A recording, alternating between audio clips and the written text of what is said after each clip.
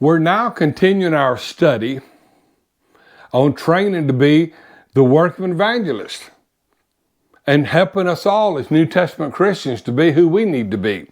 Some of these attributes that we've been studying apply to everybody, an evangelist or a member of the congregation, brother or sister. Now, obviously, certain principles apply to the men and certain apply to the women, but we need to make sure that we're doing what we need to do. This is going to be a very brief, not comprehensive, because that will take longer than we have on these particular podcasts that we're doing now. And later on, we'll study different topics that we'll carry over several points. But an evangelist, gospel preacher, elder of the church, public speaker of the congregation, they need to focus their time and their attention on these important truths. And today, we're going to talk about weddings and funerals. This is very, very important. When a person has a funeral, it's a sad time in their life. And preachers and church leaders and church members should reach out a helping hand to do everything you can to lighten their load. Sometimes it's very simple things. Sometimes it's a little bit more detailed. But whatever it is, do everything you can to help people go through this difficult time of losing a loved one. And a preacher, he needs to consider what the family wants for a funeral. Now, some preachers are real dogmatic and they want to give, a certain type of a lesson and be almost harsh with it. I don't like that, and I don't think that's appropriate. You check with the family and see what they want. I've had families that ask me, would you please give the plan of salvation? Because we want everybody here, all of my friends and family, to know what the plan of salvation is. Would you please show the establishment of the church and reference it briefly in your presentation? And I'm glad to do that because that's what the family wants. Now, what we need to do as evangelists is to do what we can to point people in the right direction and encourage them to do the right thing. When we have funerals, sometimes they vary tremendously.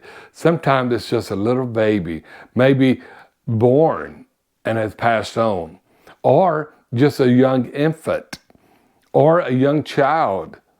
Sometimes it's an adult that you love, a man or a woman. It may be a tragic accident, not even an illness. Other times it's a long, drug-out illness. And just whatever the case is, please make sure you're there before death, but at the point of death and after. Just be available.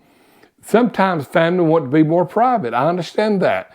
And that's fine. I'm easy to stay away, but I'm also eager and willing and ready to do whatever I can. And I encourage you to do the same thing. Always offer your assistance. And if they ask you to do anything, how small or how great, just see how quick you can get it done. Funerals are very important. But let me tell you what, a wedding has a whole lot more pressure than what a funeral does, in my opinion. Somebody may differ with that. But weddings, there's a lot of money being spent on this happy occasion where the young couple is getting married. This young man and this young lady, they've accepted one another as husband and wife, and they're looking forward to their wedding ceremony to where they can have a happy marriage together. And dear friends, that is gorgeous and wonderful. But what is not good is when preachers are not prepared for the questions that come to them sometimes. I've had people come to me and say, yes, we're so excited for you to do our wedding. And we're just so pleased and thank you for being willing to do that. And we've got a couple of suggestions we want to make and things that we would like for you to be sure to include or exclude out of your remarks. And I said, well, I'm listening. And this young lady, who is a baptized believer, she said, Alan, would you please, when you are doing the wedding vows and you're doing your message, I don't want it to be in that wedding vow that you're going to obey your husband. I hope you don't mind me asking you to just take that out of the wedding plan. I'm just asking you if you would do that. And I said, oh, well, that's all up to you what you include in your wedding vows. That's your vow that you're making.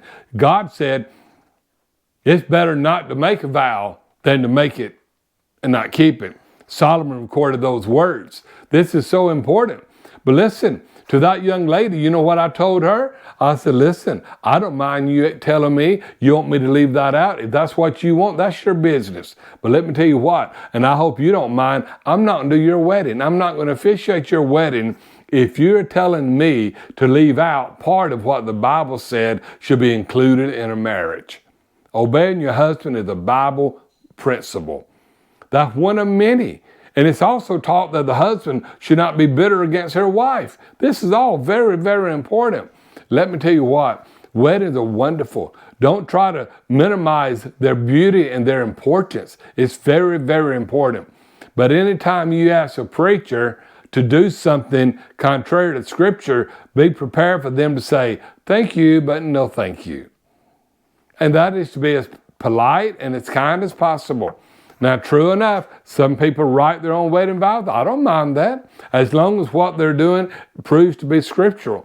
I go over myself, when I do a wedding, I go over my notes with the people that I'm performing their wedding, that this is the message, these are the wedding vows, these are the exchanging of the rings, and this is very important. I want them to see that and get their approval. If they don't like it, we can discuss it. But if it's a point of Scripture, then there's no room to negotiate.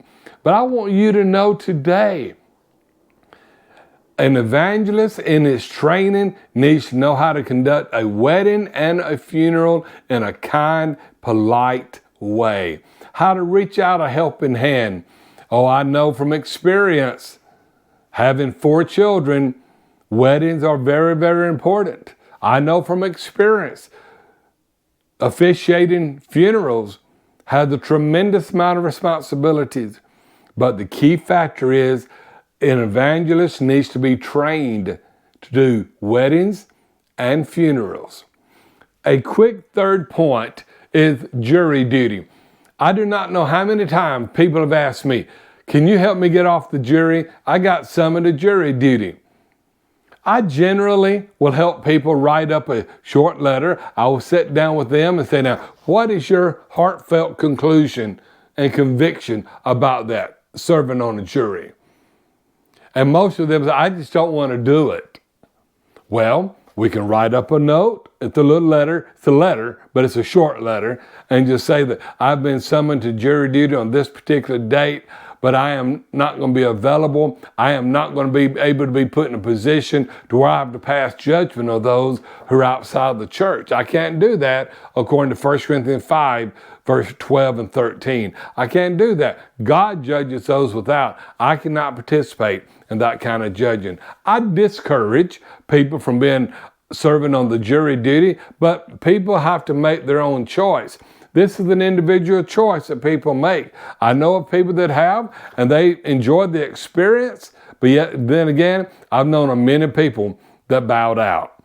I know I got summoned to jury one time, but I was going to be going to hold a gospel meeting, and I was not going to let that jury duty create me a problem. I wrote them a letter, same type of a letter. I've been summoned to jury duty on this particular date. I'm an evangelist. I preach the gospel. And I will not be available during those days because I'm holding a revival at a certain location. And leave it at that. You know what? I never heard back from them ever. People said, oh, that could get you in trouble. Well, not necessarily. But if it does, then it's the truth, and you just face up to whatever your situation is. I just want people to be careful. Quickly running into a jury situation. I know some people are conscientiously opposed. Some are biblically opposed. Some people want to do it. They enjoy doing it. I want you today to make sure that you've got biblical precedence for your convictions and for your actions. That is so very important. Well, I must go, but I hope you've enjoyed this brief 3-point outline: weddings, funerals, and serving on the jury.